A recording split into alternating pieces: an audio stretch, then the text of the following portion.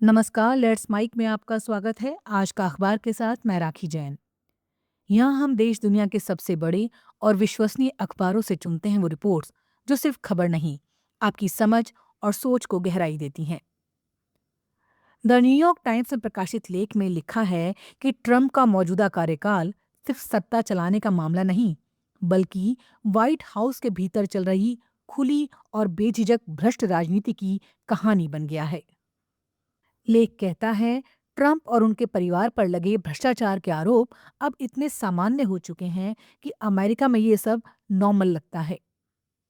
लेख के मुताबिक ट्रंप प्रशासन में विदेशी मेहमानों से मिलने वाले महंगे तोहफे, बड़े व्यवसायियों से मिली सौगातें और उसके बाद उन्हें दिए जाने वाले फायदे, ये सब किसी छुपे एजेंडे की तरह नहीं, बल्कि खुलेआम हो रहा गोल्ड रश है। कभी सऊदी क्राउन प्रिंस के साथ कारोबारी रिश्तों के बदले राजनीतिक नरमी, तो कभी स्विट्जरलैंड के कारोबारियों से मिले सोने के तोहफों के बाद अचानक घटाई गई टैरिफ। लेख बताता है कि सत्ता और निजी मुनाफे के बीच की दीवार पूरी तरह गिर चुकी है। सिर्फ इतना ही नहीं, ट्रंप परिवार ने 2017 से अब तक अरबों डॉलर कमाए हैं और दुनिया भर में अपनी प्रॉपर्टी का जाल फैलाया है। विदेशी सरकारें अब उनके होटलों को पैसा कमाने के लिए नहीं, बल्कि राजनीतिक निवेश के तौर पर इस्तेमाल कर रही हैं। लेख कहता है, ट्रंप के दूसरे कार्यकाल में ये भ्रष्टाचार पहले से कहीं ज्यादा बेलगाम और चमकदार हो गया है, मानो सत्ता को निचोड़ने का एक बड़ा ऑपरेशन चल रहा हो। लेख ये भी समझाता है कि ट्रंप के समर्थक अक्सर कहते हैं, ये तो सब करते हैं, लेकिन लेखक के मुताबिक ये बहाना असल भ्रष्टाचार को ढकने का एक तरीका है। अमेरिका में पहले भी भ्रष्ट राजनीति रही है, पर राष्ट्रपति पद पर बैठा कोई व्यक्ति इतने खुले तौर पर फायदा उठाए, इतिहास में इस तरह कभी नहीं दिखा। लेखागे इतिहास का संदर्भ लेते हुए बताता है कि अमेरिका के संस्थापक नेताओं को सबसे बड़ा डर ही भ्रष्टाचार का था। इसलिए संविधान में कड़े नियम बनाए गए थे। कोई राष्ट्रपति सरकार से तोहफे नहीं ले सकता, कोई अधिकारी अपने पद का निजी इस्तेमाल नहीं कर सकता। लेकिन आज वो पूरा सिस्टम एक कागजी सुरक्षा बन गया है, जिसे लागू करने वाला कोई नहीं। अंत में लेख की चेतावनी ये है कि भ्रष्टाचार सिर्फ पैसे की लूट नहीं होता, ये लोकतंत्र की जड़ों को खा जाता है। अगर जनता ये मान ले कि सब कुछ बिकाऊ है, तो फिर सत्ता किसी एक शख्स के लिए रास्ता साफ कर देती है। इसलिए ट्रंप की अधिनायकवादी महत्वाकांक्षाओं को समझने का मतलब है उनकी निजी लूट और पूरे सिस्टम को बदल डालने की राजनीति को समझना। संदेश साफ है, अगर जनता चाहे तो इस गिरावट को रोक सकती है, वरना लोकतंत्र एक दिन केवल नाम भर रह जाएगा। लेट्स माइक आज का अखबार।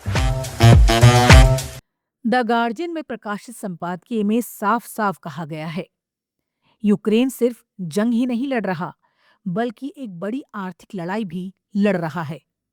और यूरोप अगर अभी मदद नहीं करता, तो ये संकट सीधे सीधे कीव की लड़ने की क्षमता को तोड़ सकता है।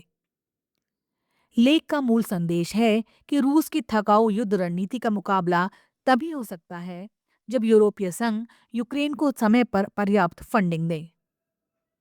संपादकीय बताता है कि 2025 में यूक्रेन को 70 अरब यूरो से ज्यादा की जरूरत होगी। वो पैसा अब अमेरिका से नहीं आएगा, क्योंकि ट्रंप प्रशासन ने सैन्य मदद रोक दी है। ऐसे में पूरा बोझ यूरोप पर आ गया है। आईएमएफ भी साफ कर चुका है कि उसके 8 अरब डॉलर के संभावित कर्ज का फैसला यूरोपीय फंडिंग पर निर्भर करेगा। अगर यूरोप ने देर की, तो आने वाले महीनों में यूक्रेन में कैश क्रंच हो सकता है। मतलब सरकार के पास सेना चलाने और आम लोगों की बुनियादी सेवाओं तक के लिए पैसे की कमी पड़ जाएगी। इससे मनोबल और रूस के खिलाफ बातचीत की ताकत दोनों कमजोर पड़ जाएंगी। लेख याद दिलाता है कि महीनों की बहस के बाद भी यूरोपीय देश ये तय नहीं कर पाए हैं कि रूस की जमी हुई संपत्तियों का इस्तेमाल किया जाए या नहीं। 140 अरब यूरो का एक रिपरेशन लोन प्रस्तावित है, पर बेल्जियम की कानूनी आपत्तियां अटकी हुई हैं।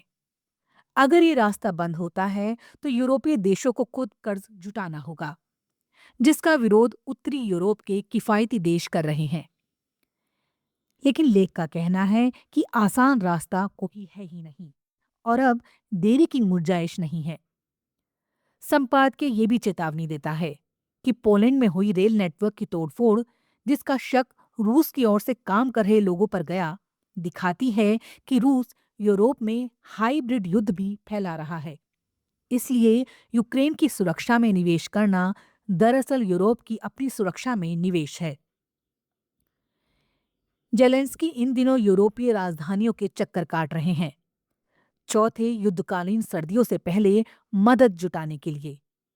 इसी बीच यूक्रेन के ऊर्जा विभाग में भ्रष्टाचार का नया मामला उनकी मुश्किलें बढ़ा देता है, खासकर जब यूक्रेन यूरोपीय संघ में शामिल होने की प्रक्रिया आगे बढ़ाना चाहता है।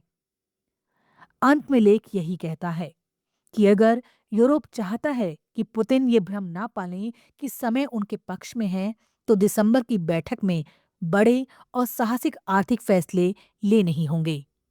यूक्रेन को मजबूती देना सिर्फ उसकी लड़ाई नहीं, बल्कि पूरी यूरोप की सुरक्षा की जरूरत है।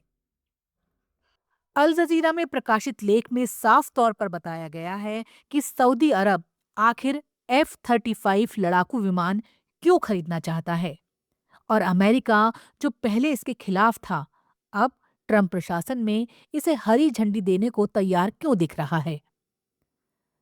लेख का मकसद ये समझाना है, ये सौदा सिर्फ हथियारों की खरीद नहीं, बल्कि वॉशिंगटन रियाद रिश्तों, मध्य पूर्व की राजनीति और इजराइल की सुरक्षा नीति से जुड़ा बड़ा जियोपॉलिटिकल मामला है।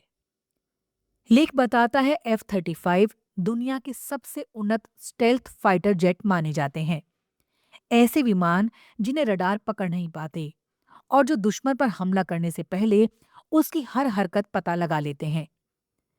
इजराइल पहले से F-35 का विशेष अडायर वर्जन इस्तेमाल करता है। कई देशों के पास F-35 हैं, लेकिन सऊदी अरब को अब तक नहीं मिले थे, क्योंकि अमेरिका और खासकर इजराइल उसकी अनुमति नहीं देते थे। अब बदलाव ये है कि ट्रंप प्रशासन रिश्तों को मजबूत करने के नाम पर सऊदी अरब को 48 F-35 बेचने को तैयार है। ये वही तैयारियां हैं जो मोहम्मद बिन सलमान की वॉशिंगटन यात्रा के दौरान दिखाई भी दी थीं। ट्रंप ने साफ कहा कि सऊदी को वही F-35 मिलेंगे जो इजराइल के पास हैं, यानी दशकों से चली आ रही इजराइल की सैन्य बढ़त वाली अमेरिकी नीति को किनारे कर दिया गया है।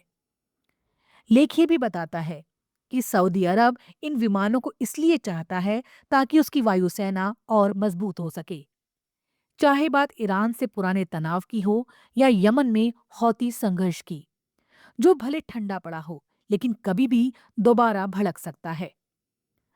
अमेरिका में कांग्रेस चाहे तो इस सौदे को रोक सकती है, लेकिन ट्रंप ने साफ संकेत दिया है कि वो आलोचनाओं की परवाह किए बिना इसे आगे बढ़ाना चाहते हैं, चाहे बात खाशोगी की हत्या के आरोपों की हो या इजराइल की चिंताओं की। कुल मिलाकर लेख का संदेश ये है कि F-35 सौदा मध्य पूर्व की शक्ति संतुलन को बदल सकता है और ये दिखाता है कि ट्रंप प्रशासन की कूटनीति पारंपरिक अमेरिकी नीतियों से हटकर सऊदी अरब को सैन्य स्तर पर असाधारण छूट देने की दिशा में बढ़ रही है। आज का अखबार में फिलहाल इतना ही। देखते रहिए, सुनते रहिए लेट्स माइक। नमस्कार।